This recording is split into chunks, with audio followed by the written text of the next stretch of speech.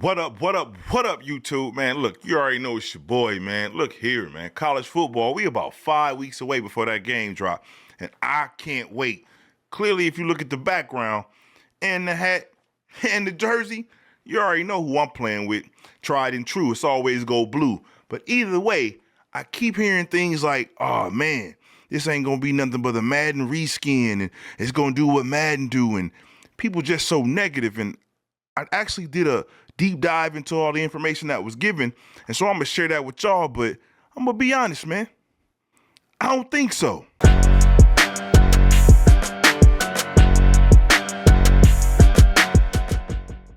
What up? So like I said, I'm going to cover what is important for you as a consumer and give you the tools to make your own conscious decision to buy the game or not. But before we get into that information, I need you to go ahead and like, comment, and subscribe to my channel, which helps me tremendously. I will be giving away a free copy of the game in July to one of my subscribers, so go ahead and subscribe. You have nothing to lose but a free copy of College Football the Game. Come on now. Who don't like free things, man? Come on. But either way, first things first, let's get into what this game is not.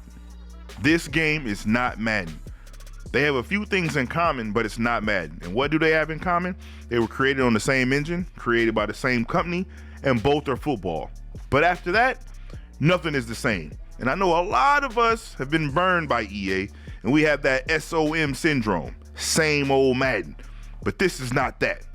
You have to really give this game a chance and let it breathe because it has a different development team, wasn't created by the same developers, and they came with fresh ideas. And unlike Madden, they only made this game for next gen, for consoles only. They didn't do PC, they didn't do PS4 or Xbox One. So they solely focused on all the capabilities and possibilities they could use with next gen consoles. So that right there is a W. So let's dive into the first thing, man. Campus IQ. So like they said, the developers made sure that this game can be played 134 different ways, which is amazing. Unlike NFL or Madden, in college, there's a significant difference between the worst players and the best players. So that means that when you have a lower overall, they won't be able to cover a higher overall. Like in Madden, you can sub in a 68 overall and somehow they stay with the 95 overall. But in college, it won't be that way. So basically, we're actually going to have to be conscious of who we put in the game and what they bring to the table compared to what they don't. Again, all the screen shaking, icons missing, audibles not being ran correctly, and all this is a part of the college game. Those who don't like that and want it to be different, go play Madden. In college, things rattle players. That's just what it is because of the atmosphere, and that's what we've come to love. So how many times have you seen coaches sprinting down the sideline because something is not right within the college formation or something? We see it every Saturday. That atmosphere plays a huge part, and it's a distraction to all visiting teams. The key was to capture the wide open gameplay, which means you can have a shootout game or a defensive battle, both making a great game and making it intriguing. This is what we've been missing when it comes to playing Madden. This system here, the wear and tear system, I think we're all intrigued about. So this new system here is to add more realism to the game and makes users be able to effectively manage their rosters throughout a game. Every decision that you make can potentially have consequences to your player's health throughout the game. And this goes for all 22 players, so nobody's safe. If your running back takes big hits to the legs, it will affect his change of direction and acceleration in the game, making that movement a little bit slower, so obviously you need to sit them out. To counter this, it is important to actively sub players in and out, and so that you can keep them into the fourth quarter when you actually really need them when the game's on the line. There's also going to be get up animations that indicates players are sore or hurt depending on the hit that they have taken. The biggest question that I have, and I know a lot of you probably got, is will this wear and tear be online? I hope it is, because this adds a different dynamic to the game and it makes it a little bit more real when you come online instead of people just spamming the same plays with the same players running day in and day out. Now, the fatigue system is totally different than the wear and tear system. With the fatigue system, you have to make sure that you manage how many plays your players have. So basically, you can't have a guy in there that's not built for it with stamina play a whole game and every down compared to a player that is. And also with the wear and tear, that's a recipe for disaster. So now you have to be mindful of how many plays these guys been in and also what type of hits they're taking. So this is going to make you know your roster, which is very important because, you know, on Madden, when we played Madden, nobody subbed unless the guy was a 96 speed and he was a 63 overall, but somehow he played like he was Deion Sanders' little cousin or something. The guy was amazing to be a lower overall. But you're not going to have that in college football. So now we need to basically be able to sub and understand our roster and put people in positions to have a better performance. And I like that. That makes us have to think. Shell defenses is a thing too now.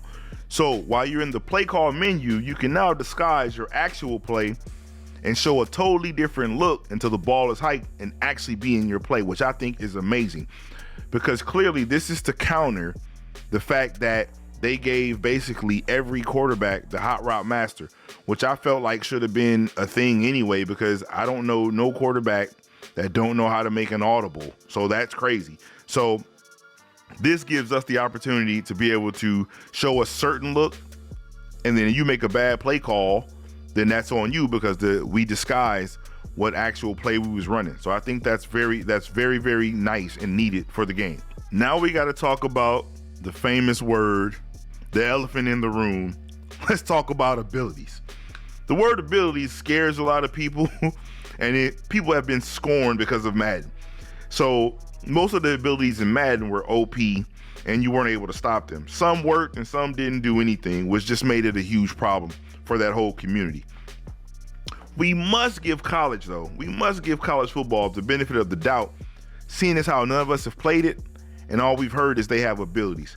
We don't know how they'll be implemented. We don't know how they run, but they did give us a little information, which I'm going to give you now. So basically, we can talk about this thing called Grip Breaker for a defensive lineman, right? So if a defensive lineman has that ability, but the defensive lineman is only a bronze or a silver, then that ability will only allow that defender, not all the time, but sometimes, be able to use that ability to stop a run or to get around on a run, but it only works for runs for them to be able to disengage the blocking. It doesn't work for passing. Now, if that same defender gets a higher tier and goes from bronze and silver to gold or platinum, then not only does it work for the run, it also works for the pass, which still you don't know when it's going to work, but the ability does activate when it seems fit in the game, depending on the situation of the game, which I like. So basically, depending on the tier of the player is when it's going to work. So it's just not going to cut on like it did in, he got edge threat, and then you had to always worry about the guy from edge threat running off, and sometimes you could have somebody edge protector stop it and it would or would not. You don't have to worry about that. These things are now dependent on the tier of the player and also when it's going to work. So with that being said, we're going to be a little bit cautious about it, but let's see how that works first before we be negative. Let's be positive about a lot of things instead of being negative. So now let's talk about another tool that was given to the defense, which I love. I'm a defensive-minded player. I love it. It's called the switch stick. So basically, since everybody has the opportunity to use Hot Route Master and be able to put whatever type of creations they can come up with on the field, you have to have something that can counter that. And I feel like switch stick, once we get used to it and we master it, will be just that. It will be a counter to being able to change routes and do whatever you want to do. What makes this unique is the fact that you're able to actually switch within levels in real time as things are happening. So if you see someone open, you can easily tap over with right stick and get to that individual and cover that route, compared to before just being stuck on the D lineman or stuck on the middle linebacker. And if you click somewhere, it ends up putting you somewhere way out the play. So I feel like switch stick is a game changer, and we are going to love that, obviously, once we get the hang of it and once we get used to it. That right there, everybody knows they love that, because when you click sometimes, you want to be the guy in front, but they end up putting you to the guy in the back. And so the receiver still gets the catch, which is very upsetting. So I feel like with the switch stick, once we master it, will be a beautiful tool within the defensive tool bag to go ahead and be able to play that ball when it's in the air. Now let's talk linemen. We've had a problem with linemen for forever when it comes to EA.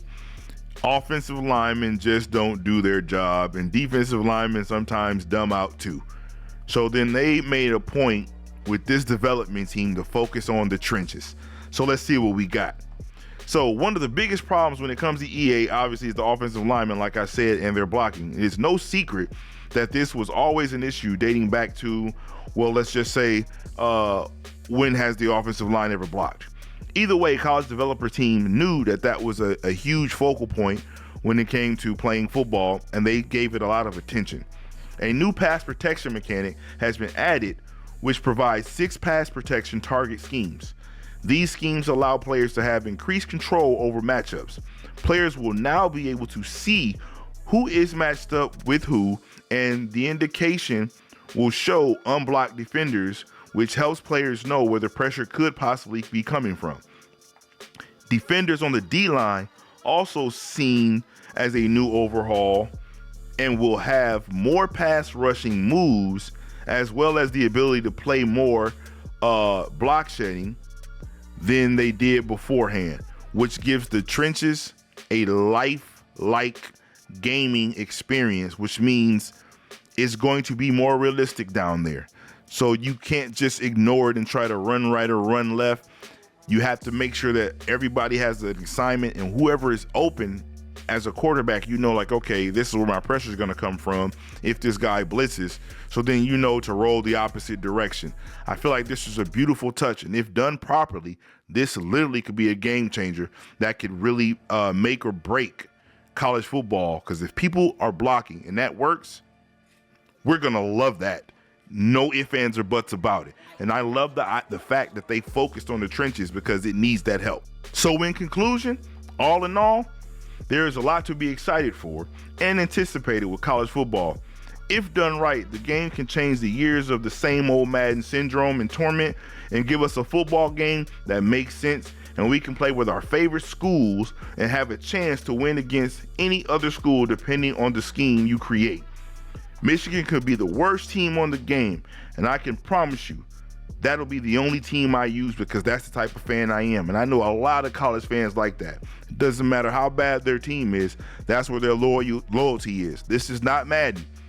Everybody don't jump, well, I'm a Lions fan, but I'm going to play with the Chiefs because they're just a better team. Yeah, we don't do that. I don't care how good another team looks. I'm playing with Michigan. So that's what's going to bring a different element to the game because there's a lot of diehard fans like that. But listen, man, if you like what you heard, just check me out. I'm going to be bringing more information. As soon as EA drops more information about college football, I will be sure to cover it. And listen, if nobody told you today that they love you, just know that Jesus loves you, man. And we love you. Have a great day and stay blessed.